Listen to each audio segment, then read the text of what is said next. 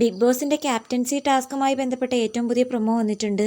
അപ്പം ആര്യൻ, അനുമോൾ, സാബുമാൻ എന്നിവർ ഒരു കയറും പിടിച്ച് നടക്കേണ്ടതാണ് ടാസ്ക്. ഫുഡ് കഴിച്ചാലും പാത്രം കഴുകിയാലും ടോയ്ലറ്റിൽ പോയാലും എവിടെ പോയാലും ആ കയറിൽ പിടുത്തം കാണണം. 3 പേരും ഒരുപോലെ ആ ഒരു കയറിൽ പിടിച്ചുകൊണ്ട് നടക്കണം. അവരുടെ ക്ഷമ പരീക്ഷിക്കുന്ന ഒരു ടാസ്കും കൂടിയാണിത്.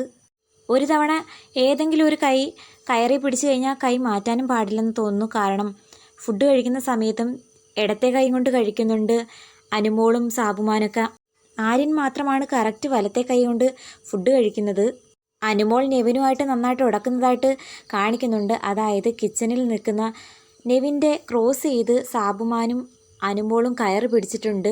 കയറിൽ കൈ പിടിച്ചിരിക്കുന്ന 3 പേരിൽ ഒരാൾ മടുത്ത് ആ ടാസ്കിൽ നിന്ന് പുറത്തിറങ്ങുകയാണെന്നുണ്ടെങ്കിൽ ബാക്കി 2 പേരിൽ ഒരാൾക്ക് ബലപ്രയോഗത്തിലൂടെ ടാസ്ക് വിജയിക്കാനാകുമായിരിക്കും. ഈ ആഴ്ചത്തെ പുതിയ ക്യാപ്റ്റൻ ആരാകുമെന്ന് കാത്തിരിക്കാം. ആര്യൻ, സാബുമാൻ, അനുമോൾ ഇവരിൽ ആര് ക്യാപ്റ്റൻ ആകാനാണ് നിങ്ങൾ ആഗ്രഹിക്കുന്നത്? മറക്കാതെ കമൻറ്റ് ചെയ്യണേ.